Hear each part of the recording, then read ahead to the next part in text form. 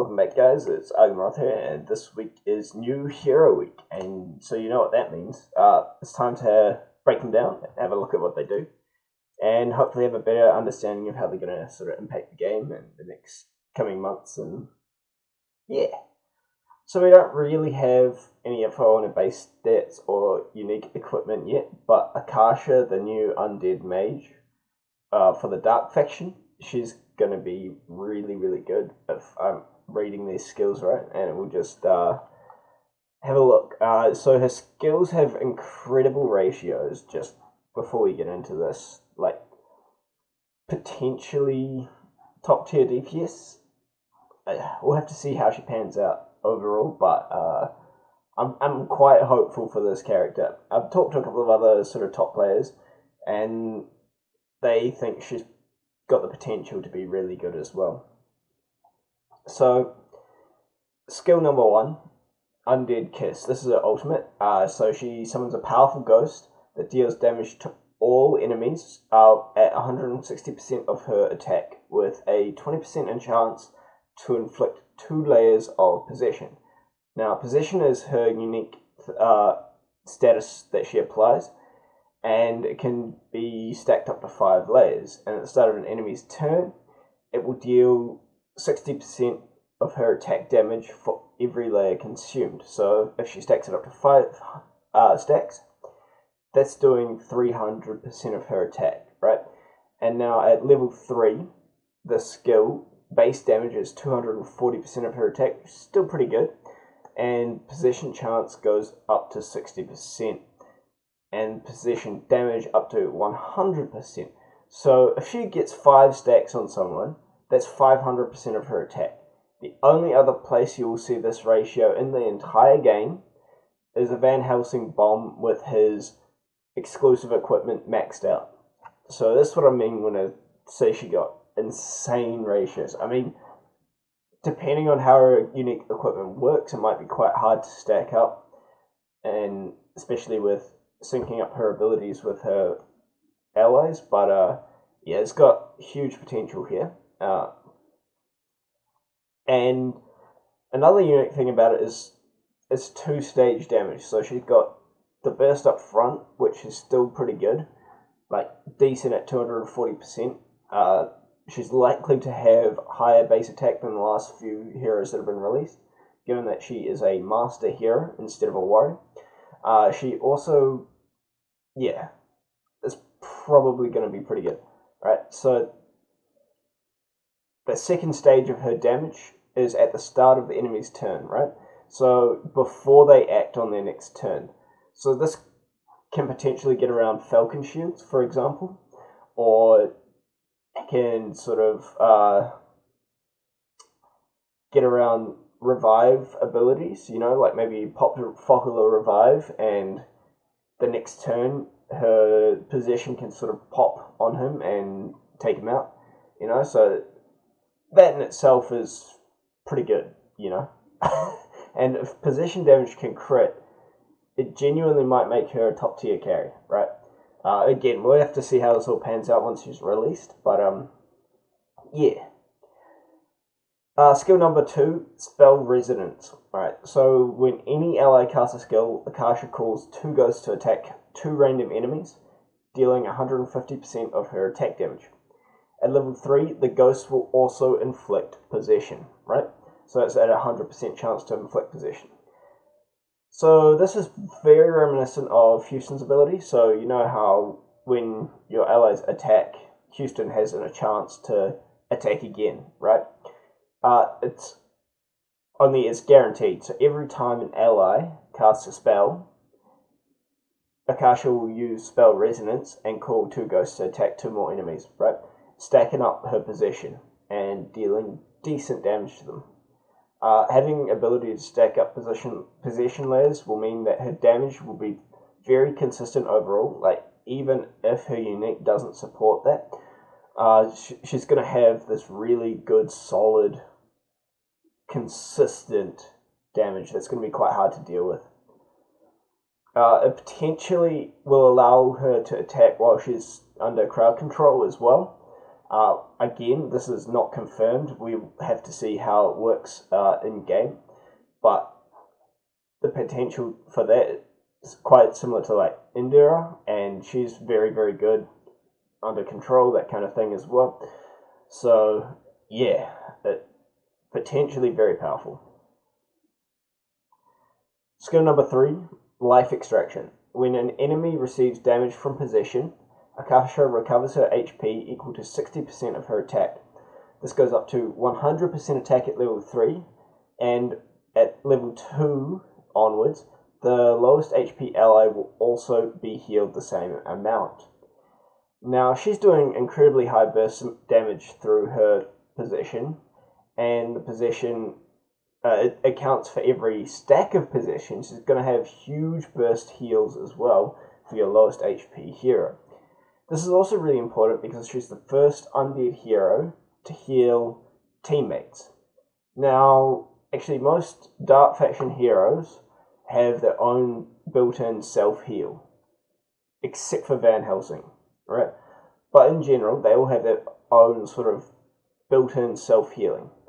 So they haven't really had any sort of healers or anything like that, but now they do, and this allows her to fit into other team compositions, maybe do a 4-2 split with dark heroes and sort of bring more dark heroes into the meta. Potentially. So if it does trigger for every stack of possession, it's going to be amazing. And also, imagine that you've possessed an entire team, right? Like, it's going to be constantly healing on the enemy's turn. So that's pretty huge.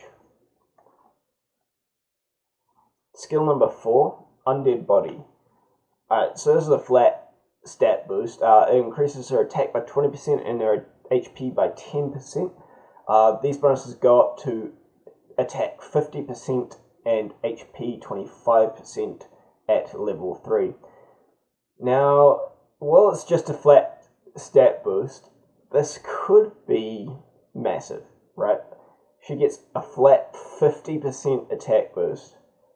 So this potentially puts her attack in the highest leagues of the game, depending on her base stats, of course, and how you build her. But she definitely has the potential to be one of the highest attack heroes in the game, given this, right? And that HP is really just going to sort of bulk her out, because she's likely to have a lower sort of base HP. But yeah, we'll see how that goes, and looking at these skills on paper, I'm really excited to get my hands on her and try her out in game. So yeah, I want to see exactly how these skills all work out. I want to see her unique equipment and everything, and hopefully she's going to be an amazing hero. So just like last time, I'm going to have some footage from the developers so we can sort of take a quick look. Hopefully we can confirm or deny any of these sort of things that we've seen so far. But without further ado, let me just bring up that video. Alright there, so loading in Akasha, middle row back, position 4. Nice team that she's got there. Alright, so her basic attacks look like they stack up position as well. That's interesting to note, considering it wasn't listed in her skills anywhere. So, yep, that's her spell resonance there, stacking up some position, and again, spell resonance. Yep, there you go. So she's popping out, hitting a couple of enemies, and here's her ultimate. That looks awesome. So right there's 3 stacks of possession on Gonable. It'll be interesting to see sort of the healing numbers that come out on the enemy's turn here. So yeah, 3 on Gonable, 3 on the front guy, 1 on the left-hand front guy, 2 on everyone else. Alright, so heals 621k, 671k. Okay, so it looks like the heals are once per activation of possession, which makes it a little bit less strong than I thought earlier. But still, it's going to be healing for every time that it triggers, so it's going to be fairly high healing still. It's just not going to be quite as insane as I thought it might have been. But yeah, this is all like fascinating, you know. I wonder if we'll get to see her stack it all the way up to 5 here. Probably not. That Gunnabal's pretty low on HP, and he's only got 1 stack on him. It's a pretty stacked team against him. And again, Gunnabal, you know, he could come back with all of his life somewhere here. 2 layers. No, I don't think so. He's gonna pop here. And it looks like only 1 ghost will release when there is only 1 enemy. Alright, so we don't know if she can attack while stunned, and there's a lot of unknowns. We do know that she's not going to be able to do massive burst heals based on her crazy levels of stacking things, but at least it'll be consistent high healing for a team. So yeah, that's basically what we know about Akasha and her skills, and I hope that is sort of useful for you guys, and if hopefully I've sort of sparked a little bit of interest for you guys in this new hero.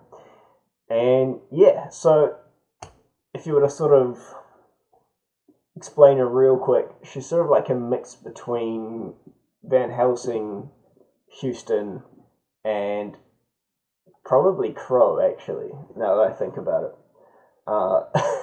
The A-tier Crow hero, yep. The only other dark hero with any sort of healing ability for teammates. But no, that about does it for this video.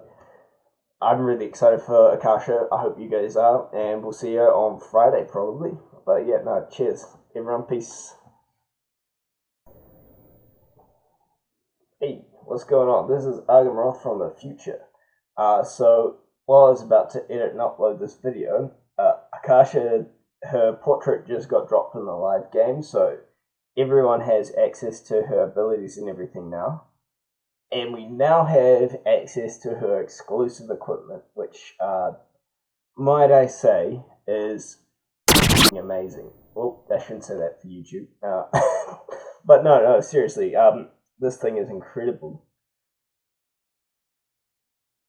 At level 10, it increases the damage of her possession by 50%. At level 20, it increases the damage of her possession by 70%. This is per layer as well. And at level 30, this is what I was looking for, increases the chance of inflicting possession of the skill Ghost Kiss to 100%, increases the damage by 100% for each layer. So, at max rank, she gets 200% attack for each layer. That means that if she stacks 5 layers on one target, they're receiving 1000% of her attack in damage through possession. This is gonna be nuts. Especially if it can crit. But, yeah, no, it's just me from the future adding that on there. And, oh, damn, her base stats as well. Hang on, I need to double check something here. So, I think Akasha might have the highest base attack of any hero. Yeah, by a large margin. She's well above Zeus and Pierre. This character is going to be nuts, mark my words. Oh, no. Peace. Oh, and as always, don't forget to like, comment, and subscribe if you want to see more content like this. Cheers. Thank you, guys.